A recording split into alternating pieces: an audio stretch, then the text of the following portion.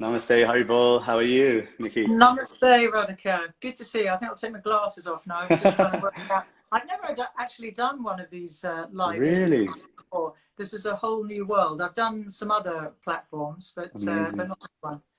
No, I'm How are you? genuinely, yeah, very, very well. I'm very grateful that we can meet for the first time formally in one sense, but also now have a beautiful conversation surrounding your contributions and your thoughts around Kirtan and mantra. For those of you that are tuning in that don't know Nikki, you've probably been hiding under a rock because she has been at the forefront of the chanting, Kirtan, mantra movement for, you have to correct me if this is wrong, 20 odd years, if not more.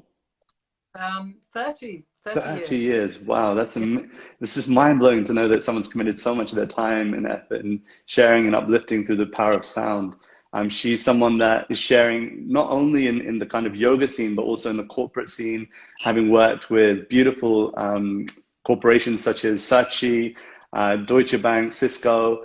That's phenomenal. I mean, to know that mantra has reached those kinds of places, and she's recorded so much content in the way of CDs.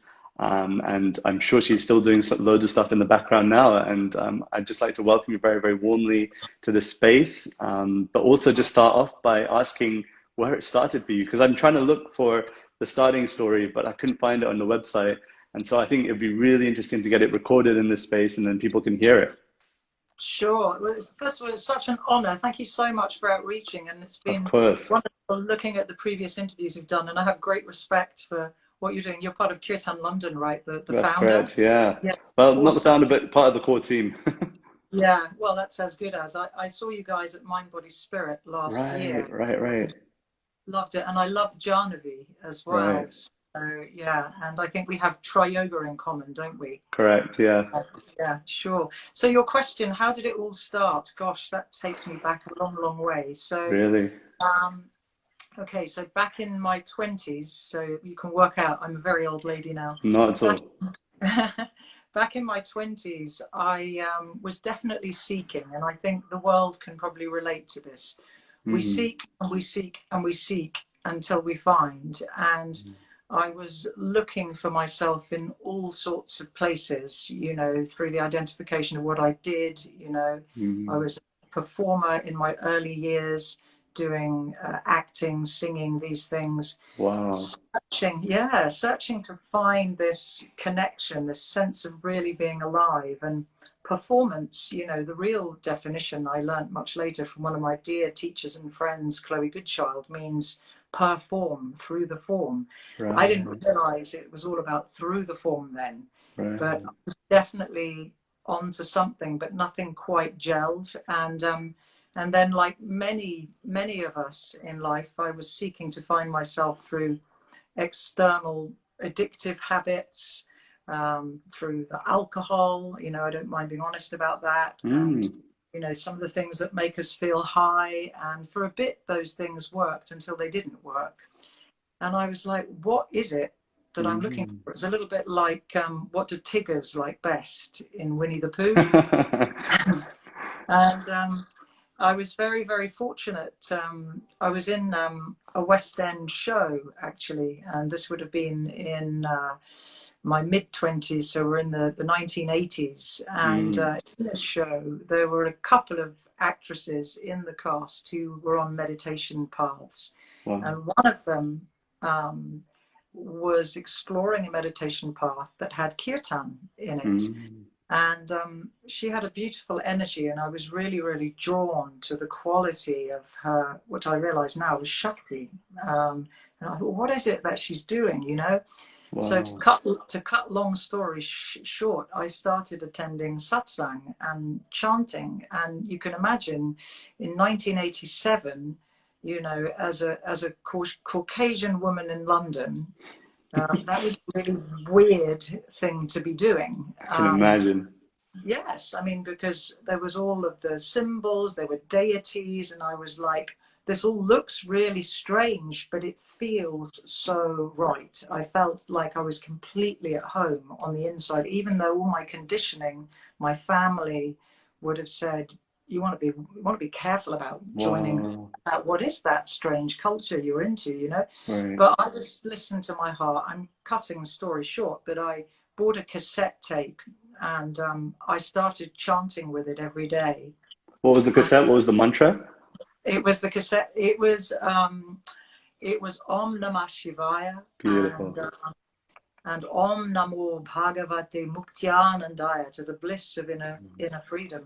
And I started to chant this every day, and every day I started to feel happier and happier and happier. Wow. And I wanted to feel happier because as an actor, as I was in those old days in my previous incarnation, I was out of work a lot. You know, you don't work all the time as an actor. So I was working in a delicatessen, and when I went home, I would chant. And I began to have a Kundalini awakening, a very, very strong one, actually, which I've written about quite candidly in my book, The Healing Power of Chanting. And I share my journey through this darkness into this extraordinary experience of light, in the hope that the words and what I write will touch and inspire others to have faith and connection with this beautiful practice that you, of course, have grown up with and known about all these years. But so many, you know, people that don't come from that culture don't know anything about it. And so I wrote the book and put my heart on my sleeve, really. And when I began chanting, I put all of those stimulants down, and I haven't touched stimulants for 30 years now. And I can honestly say that Kirtan is my constant companion. It's the friend that will take me reliably through all storms, because I have no doubt that home is a vibrational experience. It's not a concept. It is that feeling of ecstasy and bliss. And in that month of my life, when I experienced that awakening moment, everything came together. I experienced unity consciousness for an entire month, which was a grace, because I was spiraling down fast.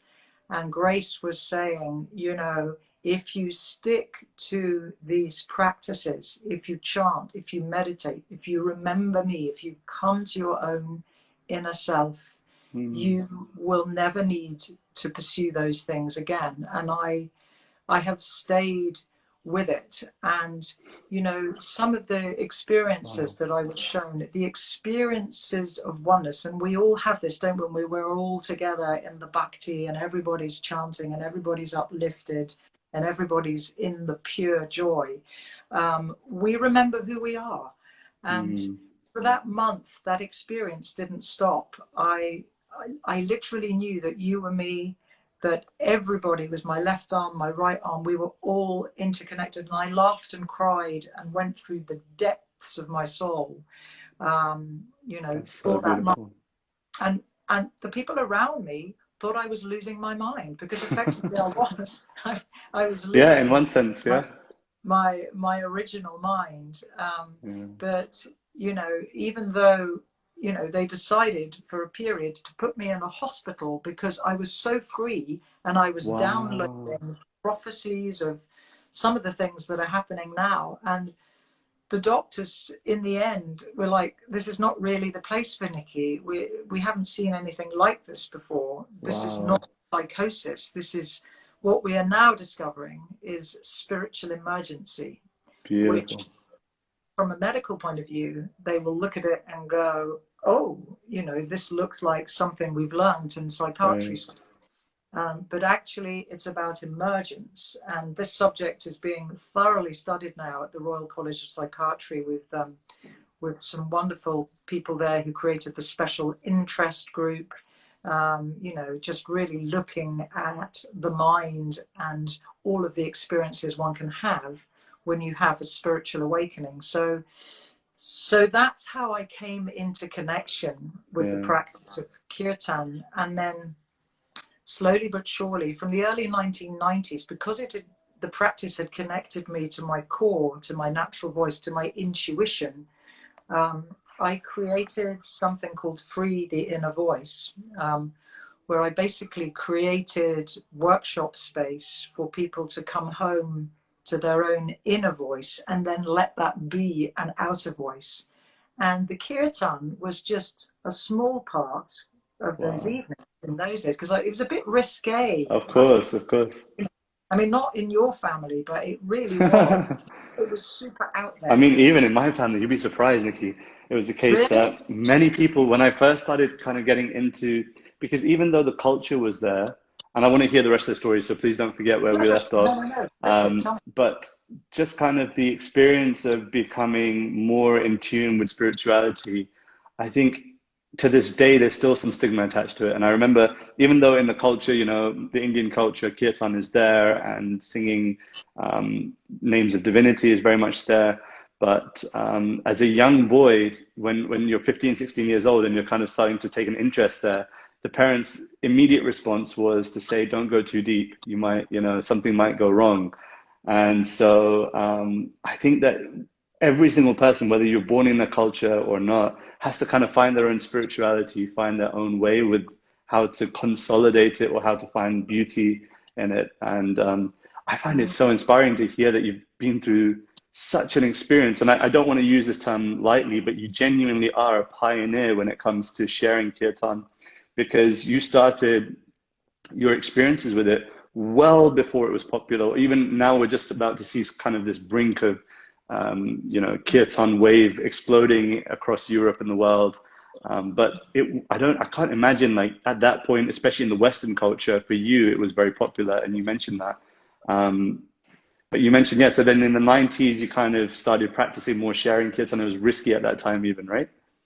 Well, yeah, it was, and but I had this feeling. I mean, I think I'm quoted quite a long time ago, maybe 20 years ago, saying this practice will be as natural as drinking water. It Wow. will be, it will be on every street corner. It'll be in every company. Right. It'll be everywhere. It'll be in hospitals. Yeah. I mean, and we can see, can't we? I mean, we're all really Yeah. stepping up now in this period of. I mean, even Vijay Krishna, who just waved at us in the comment section, he's someone who's sharing kirtan all over the world through the beautiful group, the Kirtanias. And so, like you're saying, across the world in all these different shapes and forms. I saw Pavanji from the Hanuman Project. He's sharing in places that are so remote. And it's so beautiful to see this come to life. Yes, yeah, it really is. And so one of the things I wanted to share with you just about culture and things like this, Mm. I've done a lot of work with core voice work combined with kirtan in the field of addiction, because Wow. obviously Yeah. that's close to my own heart. So we're talking 2001 now. I was invited into the Priory Hospital, North London, Mm. and I did this work for 20 years there. And, you know, there were all types of people coming into those programs, you know, all sorts of backgrounds. And I can't tell you the amount of men and women who came traditionally from Asian culture who were saying, you know what, we rejected this. This was what my grandfather and my grandmother used to do, but Right. we didn't really see its relevance for us. And some of them, honestly, were tearing up and saying, do you know what? Wow. I'm going to go back to my grandma now and say, actually, I get what you're talking about. And that's to sink into that point you were making. It doesn't matter what we've been dished out in Yeah. childhood. We have to find it for ourselves, that Completely. sacred chord resonates for us, you know, Completely. rather than just because our ancestors told us so, in a Right. way. Right. And it's so wonderful because, like you're doing, you're sharing in places where even now is still the risque part, you know, the corporate scene, which I would never imagine. How would you even walk into some of the places where you've shared kirtan? Do they approach it warmly? I mean, what's the reception there? And do you Yeah, still refrain from giving too much and keep it very simple and very basic with yeah. sound, etc.? So I'll tell you a comical story. The very first corporate opportunity I had was at Ashridge Business College in Hertfordshire Wow. Okay. in 2001, and they used to have these summers of excellence in leadership. Mm-hmm. where people from different companies would come together and learn from inspiring leaders. So this particular conference was called Finding Your Leadership Voice. Okay. And they wanted somebody to bring the 80 delegates together at the end of a 4-day experience. And one of my clients who was coming to a very simple voice work kirtan workshop I was running in Teddington in South London, she was connected to Ashridge and she proposed me. And I was like, oh my gosh, I've never done anything like that, you know, but in for a penny, in for a pound. Right. Anyway, I ended up being offered this opportunity. And I flew back from America where I was doing something else to get back in time. And so I was literally getting off a jet lagged plane to go straight in to this gig. Wow. And I had no idea what I was going to do. And there was an open circle drummer drumming before everybody went into the next session. Yeah. And I suddenly got a hit from the Shakti, ask that woman if she'll drum with you, Wow. because it suddenly occurred to me that would be great. And went into that room. And the first thing I did was, in the place where I'd been in America, we'd been doing this reggae song around using the words about meditation, and it had a kind of ska kind of beat to it. And I decided I would, you know, because you've got to speak into people's language. Completely. You can't get straight into, hey, everybody, we're all going to, because Right. you know, it's like Ricky Gervais, The Office, you know, you've got to meet people where they are, you know. So I got the men on one side and the women on the other, and, you know, getting the men doing this beat and the women doing the other. And then they started dancing and singing towards each other. I changed the word meditation to celebration. Beautiful. I had a synthesizer, yada, yada, yada. Anyway, they were well in the mood after that. So after that, I could get them sitting together, looking into each other's eyes, doing a sound meditation. Grown men in suits holding hands, looking into each other's eyes. Can you imagine? And they were in the zone. And I thought, you know what? Now's the time. And I thought, we're going to do a tribal Om Namah Shivaya. Wow. One by one, these men and women stood up in their suits, and they were singing and they were marching, and I knew that something quite profound had happened that was not of my own doing. I just made myself available, basically. And then as they were leaving, I could hear them saying, oh, we've just been with the energy woman, because they didn't know what it was. We've just been with the energy woman. And then from there, I got offered many opportunities to take similar work, you know, into companies. I think, yeah, one of the most memorable ones was Cisco, the IT company, because obviously people are very used to working on screens and all of that. And I did it in London. Then they invited me to Brussels, and then I did one workshop in Silicon Valley, and that was an amazing experience. It was an open plan office, but literally about 100 delegates all came out of their offices, and they sat and we chanted whatever it was, Jai Bhagavan, Kali Durga, and there was just so much energy coming into that workspace. And they'd all say things like, imagine starting our day like this. And this is the prophecy that I've seen for years, that this, you know, it'll be, I mean, there are certain companies like Google that have a lot of meditation and yoga, and I'm sure in America now there are companies that have kirtan at the beginning of the day. Yeah, Google does. Yeah, this is going to be so normal. I mean, I was struck when I actually led kirtan for a wedding in America, that in the hotel we were in, there was like yoga on the hour, every hour. It's phenomenal, right? So we're just right on time now, Radhika. I mean, now you can see. Yeah. I also feel like the boiling of the milk is happening, and soon it's going to spill over. It's very much the case. And there's room for all artists who want to share kirtan. I fully believe this. I wanted to ask you a personal question when it comes to the desert in the kirtan. There comes a time for every person in the kirtan where it feels like, and I don't know whether you can also have experienced this, where you're kind of going through this dry spell where you're walking through the desert and it feels like, okay, I'm here, I'm giving my best, but today there's something that's not quite right. Um, what would you be suggesting to someone who's in that space, who perhaps is listening right now? And by the way, it's lovely to see all of you here. I want to just give a few shout outs before I hear your answer, Nikki, to Gaia, to Amy, thank you for being here, to Yam and Vijay, lovely to see you, V and Babita. Ah, such a wonderful family tuned in to hear this conversation. Of course, it's going to be recorded and put up on YouTube. So if you do need to dash, don't be stressed out. It will be available later. But I was asking Nikki about the dry spell when someone comes to a kirtan, or even if it's for us as leaders, as people who are trying to facilitate, not leaders, but facilitating the kirtan. What gets you out of the dry desert and into the heart of bhakti or into the heart of the kirtan? Yeah, it's a really, really good question. And thank you, everybody, for coming to this. It's wonderful to have people here. I can't see your names because my glasses are not on, but I've No just problem. had a conversation perfectly. Okay, so I honestly think that the Shakti is continuously working on me, because it's all about the surrender to our deepest, truest self. And so I don't know about you, but I'm constantly being called to a deeper sense of surrender, non-doership. And I don't know about you, but I can't get away with anything. The Shakti is so, it will burn me like a chip. That's a nice way of putting it.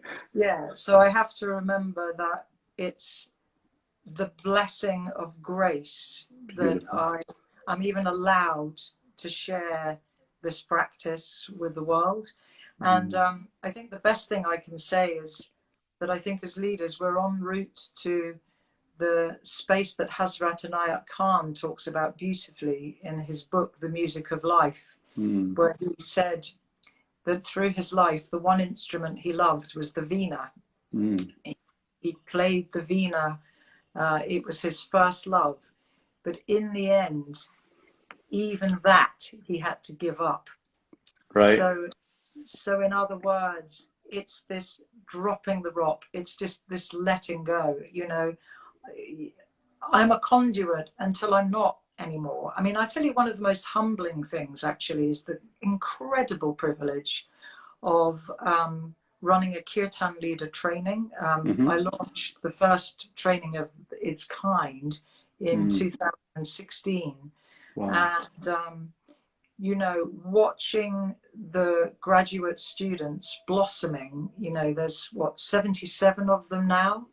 And, you know, I'm watching the future growing, this orchard of leaders. And, you know, at some point, my role, it's not that it will be redundant, but it's about recognizing that new era is coming in. And then you end up, I think, just singing for the beloved. And sometimes people are listening and sometimes they're not. But you've been a conduit for as long as, it's a bit like the Shiva Nataraj play. Completely. The play opens, you're there for a while and then you dissolve, don't you? And of course, that's a painful process sometimes, because as soon as one is attached, and of course I love it with all my heart, and one day I will have to let it go, and I have no idea when that will be. So let's see. That's such a beautiful answer. There's so many things that you said there that were packed in that answer, around surrender, remaining detached, being a vessel by which you can share to others, how they can also be someone who can serve others. It was actually something I was speaking to my mentor, my spiritual guide, who lives in Germany, His Holiness Sachinandana Swami, and we were speaking about, you know, becoming a custodian of faith, and also remembering that it's the teaching. You know, there's this wonderful story about Jesus as he's coming into Jerusalem. If I get this wrong, maybe you know the story, where he's riding in on a donkey, and the inhabitants, they start cheering and, you know, roaring and giving so much praise, and the donkey is there thinking, finally they recognize all my hard efforts, all the things that I'm doing. But actually, for someone who's trying to become a servant, not servant, but someone who's trying to facilitate serving others, we should always remember that we are but the vessel, the donkey, trying to be the donkey, and the message is of importance. The mantra of the beloved is the most important.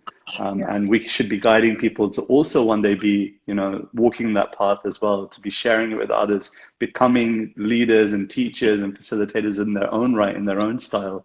And it's so wonderful that you shared that, because I think only someone who has humility in the heart, or is acknowledging the importance of humility, can also share it, and to see that as important, to try and train people. What was the inspiration behind, I mean, you probably already explored it, but what was the inspiration behind founding the Kirtan course, and how did the idea spark for you? Yeah. So everything I've ever done on this path, Radhika, really Mm, has not been of my own doing. mm, As a mortal, I've been quite broken in my past. I don't have natural gusto, kind of confidence and stuff, but I do know from whom anything comes, right? wow, wow. And so the Kirtan training, very simple answer to that. Beloved Katie Appleton, founder of Apple Yoga, Hmm. she came knocking on my door. I had led Kirtan in her yoga teacher trainings probably about 5, 6 times, Hmm. and she said, Nikki, there are so many people that want to lead Kirtan and they don't have the confidence, or they just feel that they need a training. She said, it's got your name all over it. She said, who else is going to do it at this Exactly. stage? You know? So my heart was kind of thumping, but I got the internal message that this was the universe, the Shakti, saying, yes, you should do it. So Wow. we spent 4 months. She handheld me through applying to the Yoga Alliance professionals for the accreditation. She assisted me with, how you structure a 200-hour training. I mean, because there's all these structures that you have to adhere to with something like that. Right. The content was not so challenging. I kind of knew what the content needed to be, but the sort of architecture of this skeletal side of the training was challenging at first. And so together we built this training, and she was my right hand woman and the yoga teacher, because we had yoga for grounding every single day. Wow. And I released a video, funnily enough, which was the beginning of me handing it over, where I said, I've been doing this for years and now it's your turn. Wow. And if you're interested, apply here. And we had a great turnout for the first training, and lots of wonderful things happened. I learned what didn't work, but I took feedback and took things really to heart and made sure that the next training was even better, and so on and so forth. So we've run 4 trainings. It would have been 5 in September, but because of Oh, COVID, yeah. we're having a furlough year, so to speak. And then, we'll be up and running. I mean, it's my heart's intent to run 9 trainings. That's what I think, but I don't know what the beloved thinks. Wow. So yeah, but yeah, no, and I have to say, it's the most rewarding thing I have ever done in my life. It is a shamanic journey where we laugh, we cry, we go to the depths, the beauty Beautiful. of chanting every day. But it is literally like being on a ship, and Oh, it's an immense journey, and not to be taken lightly, for sure. But yeah. on the other side of it is such a sense for everyone and myself, my God, of accomplishment, that we all made it. I think the most moving thing is that we all made a group journey. It wasn't just a bunch of individuals. Right, right, right. Everybody Mm, comes together to mm, do this voyage together. mm. And Hollywood Yoga has written, I don't know if you know Holly, it was an incredible experience, Nikki, and she puts a love heart there, so she's very grateful. I'm sure she must Oh, have attended. Hollywood, is it Yeah. Hollywood? Oh, bless you, Holly. Thanks for watching, Holly. Yeah, I think that you've definitely affected so many hearts, and because when something becomes something that you've learned becomes an offering of your own, where you can share it with others, I think that then you have to really come to a point of deepening your relationship with mantra, and to facilitate that, it's really so incredible that you've done that. So thank you so much. I'm actually intending on one day. I don't know how with the time, but we will somehow see if I can attend. I'd love to be a student and to learn from you. And I think that you've got so much valuable experience that it's important that I come to you hands folded and try to hear from those who have walked the path and are still walking the path. And so, yeah, if you'd have me, I'd love to be a student one day of yours, Nikki. Oh my God, I Um, think the feeling's mutual, Radhika, you no, know, no, I'm and just I'm, a student, always trying to become a student. do you know the wonderful Selek Ruparel? You I must have do come. indeed, yeah.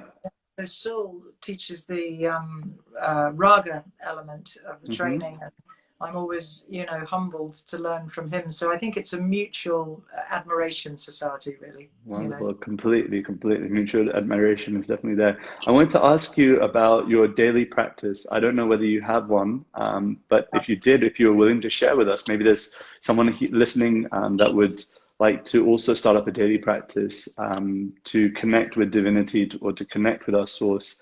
And where were you taught these practices? Where would people be able to read more about them? Mm. Um, you know, my meditation is very, very simple. I meditate every day for a Wow. minimum of 40 minutes Wow. in the morning, and I repeat the mantra Om Namah Shivaya on the in breath and on the out breath. Simple, Mhm. and that is my food for the day. It brings me into my heart. It calms my mind and Yeah. brings me home. In addition to that, I practice Himalayan Hatha Yoga. I'm Oh, very, very wow. into my teacher in Himalayan Hatha is Yogi Ashokananda. I've been Oh, training with him for a long time, and you know, the body, especially getting older as I am, you know, that's really, really important. And then if I am facing challenges, I will chant the Vishnu Sahasranam. Do you know wow. Oh, yeah, that? yeah, yeah. The Vishnu Sahasranam for challenges, you know, being able to deal with what's in front of me, I find is a Wow. very, very powerful text. So I Wow. will put the Vishnu Sahasranam in from time Wow. to time. And then, you know, I'm chanting all day. So I consider, you know, That's the I practice. lead the Shakti leads three kirtans a week at the moment. Wow. And so, you know, what a blessing to be able Completely. to sing in this life, and to, you know, I let go of singing songs a long time ago, and Yeah. it's become singing the name. And then one day maybe it'll just be the breath and there'll be no sound anymore. I don't know. Wow. Wow. That's so nice to hear. I didn't know that you chanted the Vishnu Sahasranam or that Om Namah Shivaya was a daily practice for you. And it's important. I think anyone that's hearing this and wants to take up a practice is not something that I'm forcing upon anyone that's listening, but rather encouraging you that to keep a relationship means that we have to um, be committed on a regular basis with any relationship. And so, if we're talking about a divine relationship, we're talking about a relationship to the beloved with a capital B, then of course that requires time and also some dedication on a daily basis. And so, it's inspiring when I hear that you have a daily practice also. And I know that we kind of discussed the idea of having you share some song or share some mantra or a meditation or a prayer as you like. But would you be inspired to do so? Because I think that everyone that's listening that is a fond of your sharing would probably message me and saying, what was wrong with you? Why didn't you take the opportunity while you had it with Nikki for her to share something like this? But would you be inspired to? I could sing a couple of rounds of Om Namah Shivaya Wow, if that would be that would. wonderful. Yeah, okay. I have many, many versions of it, so this is a more recent version. Okay. Om Namah Shivaya. Om Namah Shivaya. Om Namah Shivaya. Om Namah Shivaya.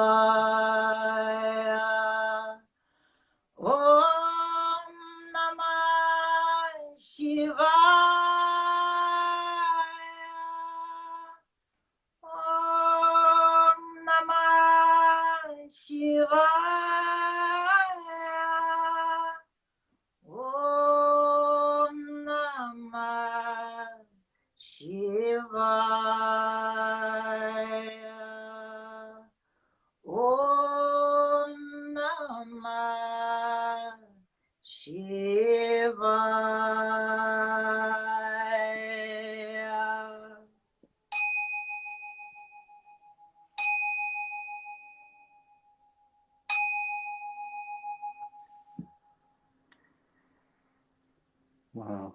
I've got Namaste. goosebumps. The tableaus would have come in around then, but Wow, that was so yeah. nice. It was so, and the energy really, I don't know if everyone also heard that. Maybe you can leave us a comment on what experience you just had just there. But I'm not doing this because I'm on camera. I was genuinely, I closed my eyes and I heard the mantra come in through the ear canal, and immediately I felt a tingling sensation, and my mind went directly to a picture of Lord Shiva, which I'm quite fond of. And I just was in my mind thinking, oh, please kindly accept me as your servitor. I want to, because Lord Shiva is understood in the Srimad Bhagavatam as being the gatekeeper to Vrindavan, the person who is the person who holds the gate, the key to opening the gate to bhakti, to love and devotion. And so I was avidly just asking him, please, this is my opportunity to turn to you today, because I've not thought of you today, Lord Shiva. So thank you for facilitating that. I don't know. I'm just going to read some wonderful, yes, amazing. Thank you so much. Felt the vibrations. I am one with the divine, Holyhood says. I could feel I was in the temple, Krishna Saki says. So yeah, thank you so much for sharing that. Thank you. No, you're very, very welcome. What a privilege. Yeah. And was your relationship with the mantra Om Namah Shivaya, you mentioned it was from early on, that was the first mantra on the cassette tape that you heard. And how did that Yeah. develop with chanting Om Namah Shivaya? And were there any I just experiences you'd like to share? yeah, I just fell in love with that mantra. I mean, it's if I had to let go of all the others, and I love all of them, you know, but that would be the yellow brick road home for me. Wow. Yeah, Wow. yeah. Wow. It's just so simple, and yet it has everything in Wow. each syllable. It would be amazing one day, Nikki, if you could do a retreat to India and into Rishikesh, and we could chant Om Namah Shivaya one day there. I'd love that. Do you run retreats there, Radhika? The plan is already forming. I Good. mean, people are pushing me to do it for quite a while, and I think that there are a few people I'd like to invite if that was the case, and you'd be one of them.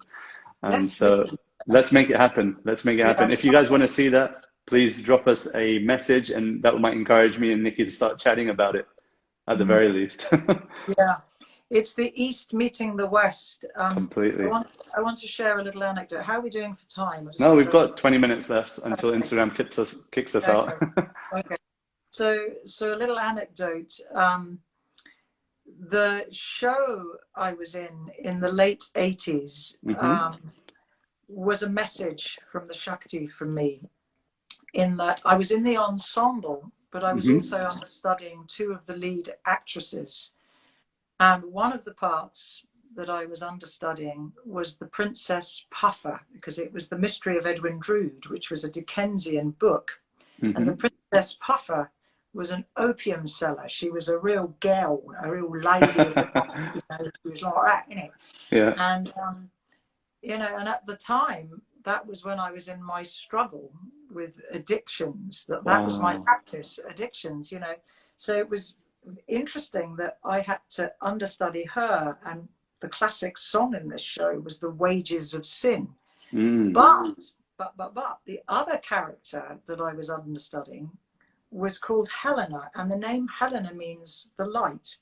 And Helena was an Indian lady, and when she came on stage, she had to do lots of different mudras with her hands. And back then, because I hadn't experienced this awakening, I was really challenged, because I was like, oh my God, I can relate to Puffer, but Helena, you know.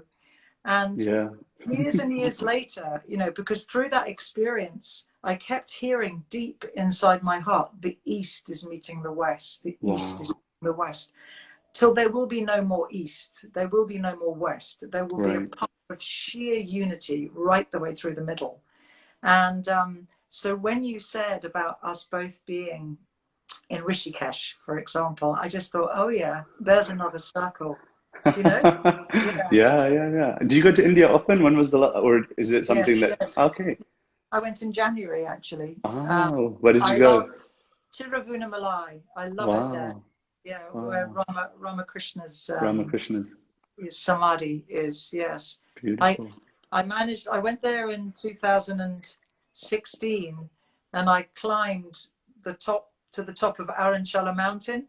Wow. That's probably one of the biggest achievements of my life. I was the slowest climber, but I had this amazing ascetic monk really with me. He just walked with me all the way, Wow. and I managed to do the bit where you walk the final few feet without shoes on, and then Mm. it's like spontaneous acupressure.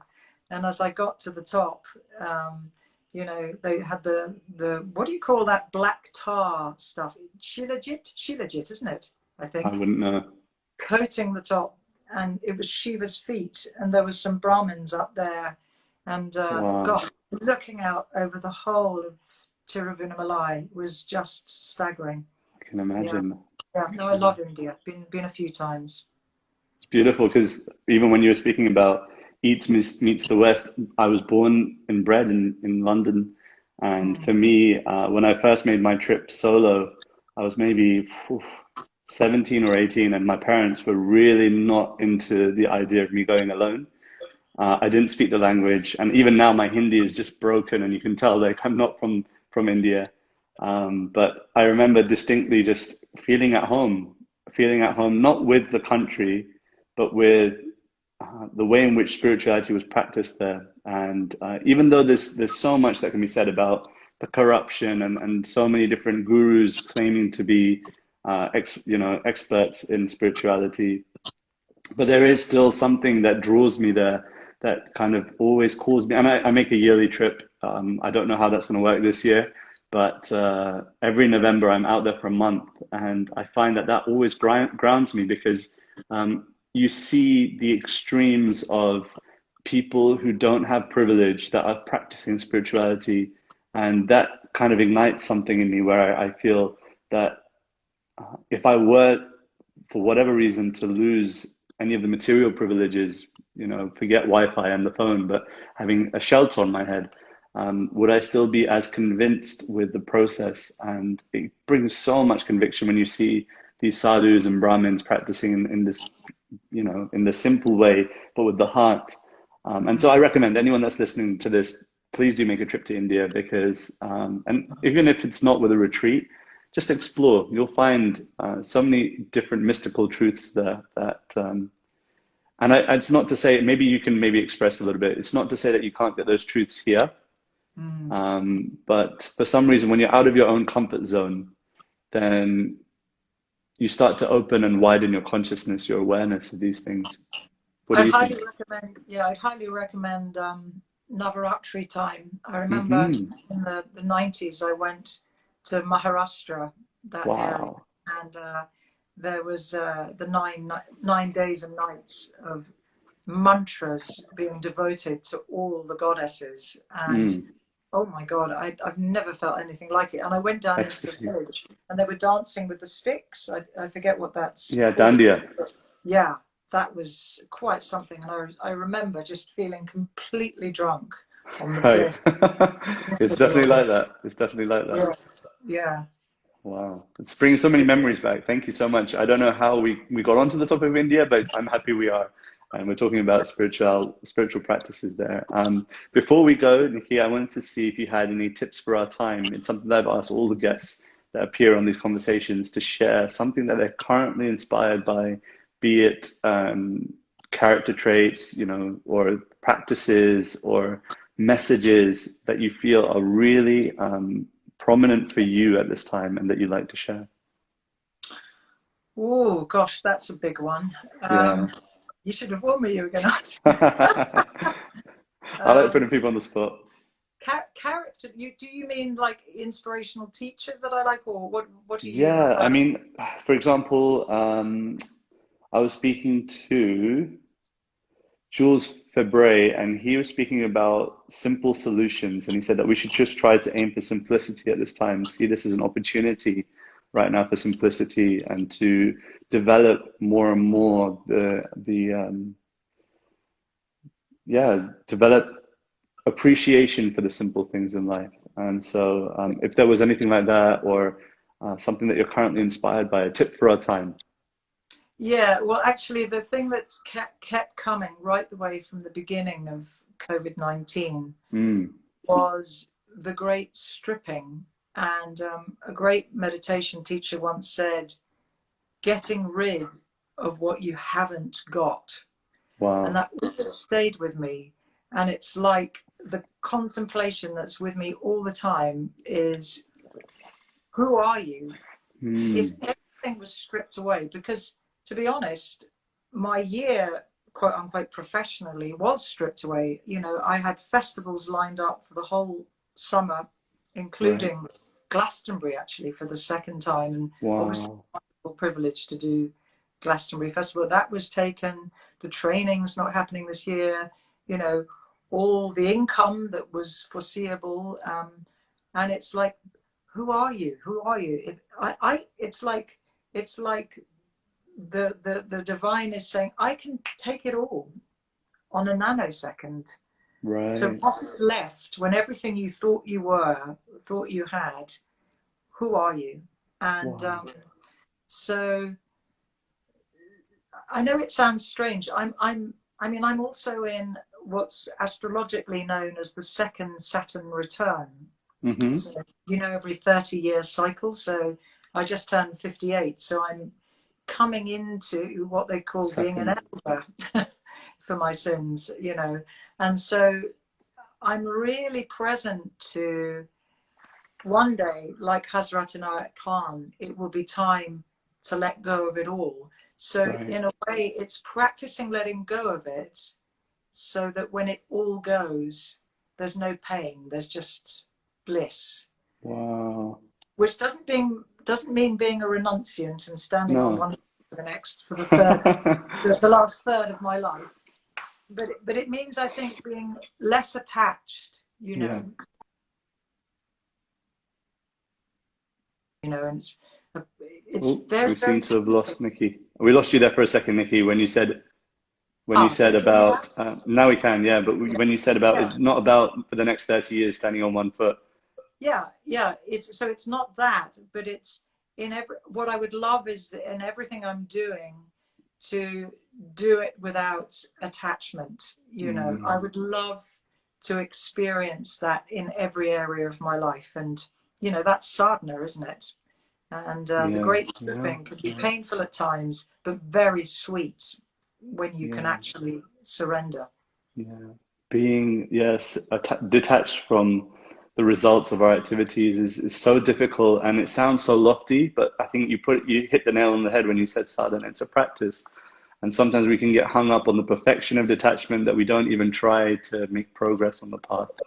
And so it's such a valuable lesson that to try and see this as an opportunity for recognizing that ultimately, at the end of this lifetime, what will be left? What can I take with me? And so, why not start practicing some detachment, be it detachment from, um, yeah, the result of our activities, starting there maybe, and then seeing where it leads. And it's not about, like you said, becoming a mendicant, becoming a renunciate, but seeing that I am not these things. I Yes. am, and so I really value that lesson. Thank you so much for sharing it. Um, I think that's our time for today, but I wanted to see, Nikki, is there anything that you wanted to share that people could join? Because this will I, be I something that, oh, sorry, please. Yes, I totally do. Thank you for that. A very special announcement, everyone. On Mm, the 7th of June, myself and 36 or 37 Kirtan leaders, we're all wow, coming together online wow, to chant in aid of the homeless for wow, the charity crisis. This is an event it's this the third year we've run. It's called All Love. Um, it would have been live like last year, but now wow. we're in webinar country. So we thought, well, let's do it anyway. So, Yeah, for sure. some people will have singing and dancing microphones. Some people will just be humbly acoustic in their rooms. But the main point is the offering and For that sure. people support this cause. And we have a GoFundMe page. It's called All Love. It's up on my Facebook wall at Nikki Slade. So even if you can't come, please donate. Send people towards the day. Come and chant for 10 minutes. Come and chant for the whole day. We have Illumina, Illumina, they're Mm-hmm, mm-hmm. doing an hour for us. We've got Wow. Regina Martin. the incredible Gaia, alias Wow. Gabrielle, and on it goes. There are some extraordinary leaders. We've got Wow. Mark Bazida, Alva Mulca, and on it goes. A lot of graduates from the training, so you know they're just really out there sharing. But we've Beautiful. got Gavin Frank, he's a beautiful kirtan leader. So yeah, please come. It's from 9 a.m. to 10 p.m. at night.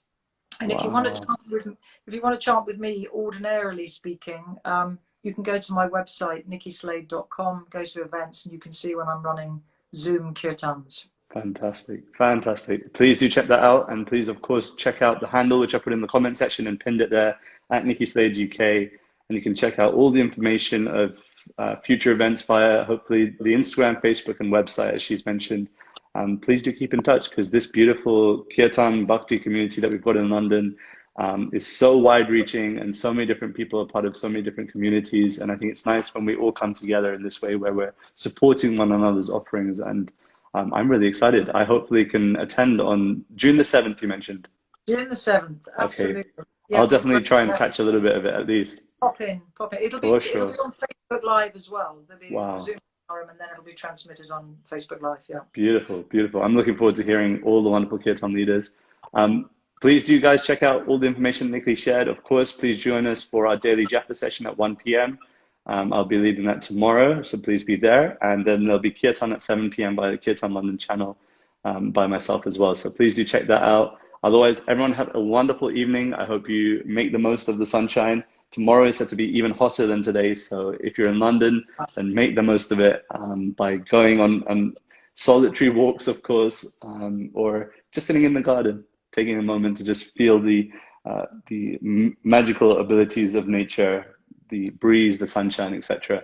But from my side, I just want to thank Nikki for her time, for gratefully sharing with us, for enlightening us on your journey. Of course, that we could have gone a lot deeper with it, but I just want to thank you for taking the time to be in this space and to share with us. Thank you so much. So welcome. I've really loved it. It's been a pleasure getting to know you, Radhika. It really has. Thank you. Thank you everybody for joining. Of course. Thank you, everyone, and hopefully see you soon. Nikki, let's speak soon after this conversation.